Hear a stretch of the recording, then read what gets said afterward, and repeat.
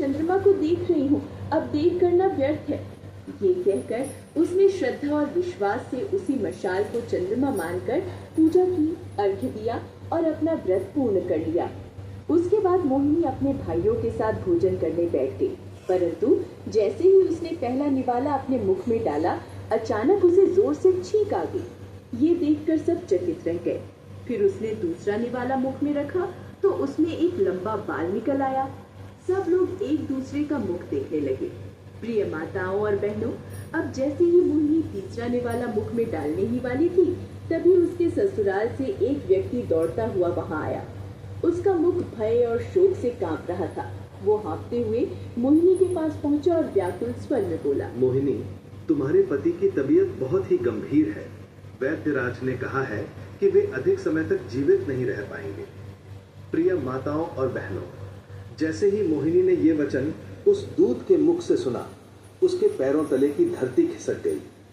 उसकी आंखों से आंसुओं की धारा फूट पड़ी और हृदय भय और पीड़ा से कांप उठा। वो बिना कुछ सोचे समझे तुरंत अपने ससुराल की ओर दौड़ पड़ी। उसके पीछे पीछे उसके सातों भाई और उसकी सभी भाभियां भी व्याकुलता में उसके साथ हो लिए। जब सब लोग ससुराल पहुंचे तो देखा कि मोहिनी का पति शैया पर अचेत पड़ा है और उसके प्राण जैसे किसी क्षण में शरीर का साथ छोड़ देंगे। ये दृश्य देखकर मोहिनी का हृदय व्यथा से चीत्कार कर उठा। वो अपने पति के पास बैठकर विलाप करने लगी।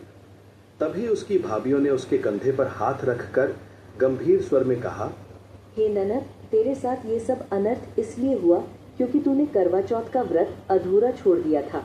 बहन, तेरे भाइयों ने तुझे अपने साथ भोजन कराने की लालसा में छल किया। वे दूर किसी ऊंचे पेड़ पर चढ़ गए और वहां मशाल में अग्नि जलाकर उसके आगे छलनी रख दी, ताकि ऐसा प्रतीत हो जैसे चंद्रमा उदित हो गया हो। तूने उनके वचनों को सत्य मान लिया और उसी झूठे चंद्रमा को अर्घ्य देकर अपना व्रत भंग कर दिया। इसी कारण से तेरे पति पर यह संकट आया और उनकी तबीयत बिगड़ गई है। प्रिय माताओं और बहनों, जब मोहिनी ने अपनी भाभियों के मुख से ये सच्चाई जानी तो उसके हृदय पर वज्रपात हो गया। उसकी आंखें आंसुओं से भर गई और वो अपने पति के चरणों में बैठकर फूट फूट कर रोने लगी। फिर उसने अपने दोनों हाथ जोड़कर मन ही मन माता पार्वती और भगवान शिव का आवाहन किया और दृढ़ प्रतिज्ञा की, कुछ भी हो जाए, मैं अपने पति को कुछ नहीं होने दूंगी। मैं उसे अपने से अलग नहीं होने दूंगी। लेकिन प्रिय माता और बहनों, दुर्भाग्यवश कुछ ही दिनों बाद उसके पति की मृत्यु हो गई। ये समाचार सुनते ही मोहिनी के हृदय पर वज्रपात हुआ। पति के देहावसान का दुख वो सहन न कर पाई और मूर्छित होकर वहीं गिर पड़ी। जब उसे होश आया तो उसकी चीख आकाश तक गूंज उठी।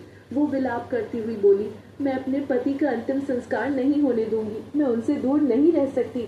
मैं अपने पतिव्रत और सतीत्व शक्ति से अपने पति के प्राणों को पुनः लौटा लाऊंगी। प्रिय माता और बहनों, मोहिनी की इन वाणियों को सुनकर सब लोग स्तब्ध रह गए। उसके भाई, उसकी भाभियां और नगर के लोग उसे बहुत समझाने लगे, बहन, ये ईश्वर की इच्छा है, अपने आप को संभालो, हमें अंतिम संस्कार करने दो। लेकिन मोहिनी